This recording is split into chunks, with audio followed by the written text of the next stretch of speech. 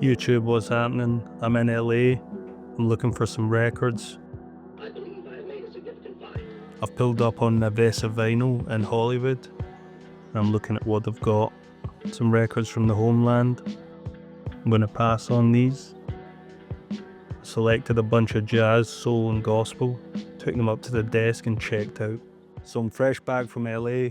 Got my pro club on. Let's take a look at the records I picked up while I was out there. So I went through everything I picked up, some cool jazz records, but I'm gonna go with this one, which is a disco record. I don't usually sample disco, but there's a little piano intro at the start of one of the tracks on this, and I think I can make something grimy if I chop it up right. So let's get this onto the record player and start cooking up a beat.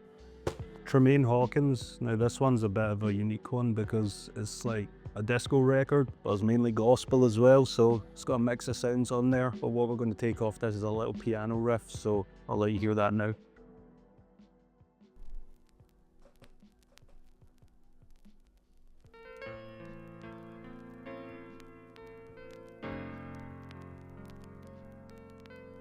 So that's all I'm going to take. So I'll take that, chop it up, process the piano and make something grimy with it. Got the sample chopped up and this is the way it sounds.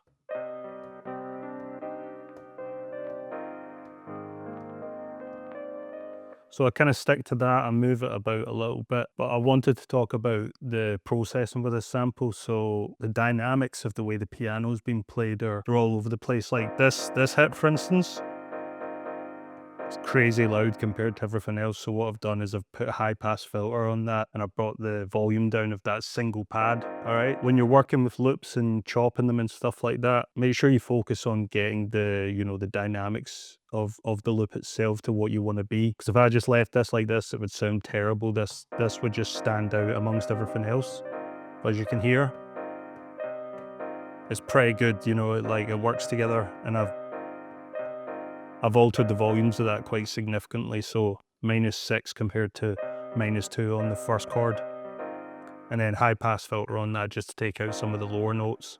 And I think it was this one as well, or both of them actually, had to put a high pass filter on just to take the bass out, as it was clashing when I tried to put in my own bass. So yeah, that's what I've done with the sample. Air Flavor Pro, delay, reverb, stereo width, just bringing it more mono. Like with these kind of gritty East Coast boom bap type beats, the samples are generally brought into mono just to kind of leave more space for an artist to get on it. That's everything I've done for processing my sample. And then I moved on to the drums. So yeah,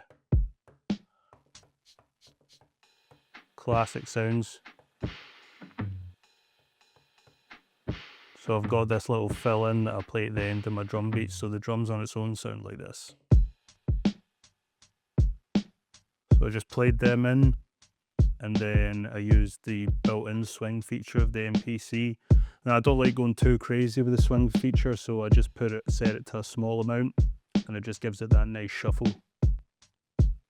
Now it's starting to get to a point where I'm putting this in every single beat, but just to add to the beat, give it a little switch up, I've thrown in the tape strings preset from Jura, and what I do with that is just degrade it with all sorts of plugins just to make it sound like a kind of old sample, so that sounds like this.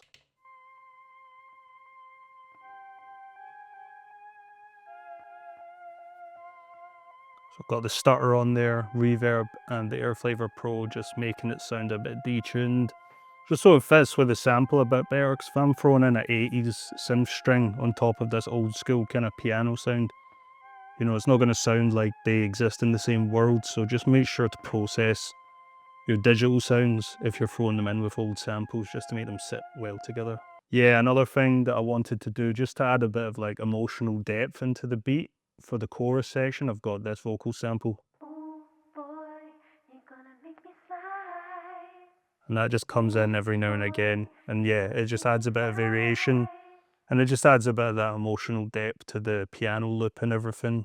And then, yeah, if you've watched a lot of my videos, you know I love putting in a low string. So this just ties the sample together and everything. When like the chops are jumping about, they don't sound as, like disjointed and out of place if I've just got the key of the track and I'm playing a long string note in it.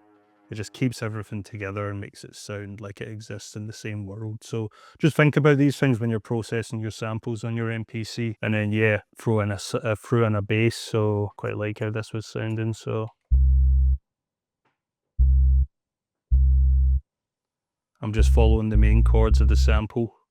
So it plays like a D, and then on the last bit plays a G. So yeah, so that's everything that I put in this beat. Now, I had a good time in LA, going record shopping, picked out a few things that I'm going to use to make some beats, but this one I really wanted to just put together because I knew it would come out nice. So yeah, I'll play this for you, and I'll see you in the next video.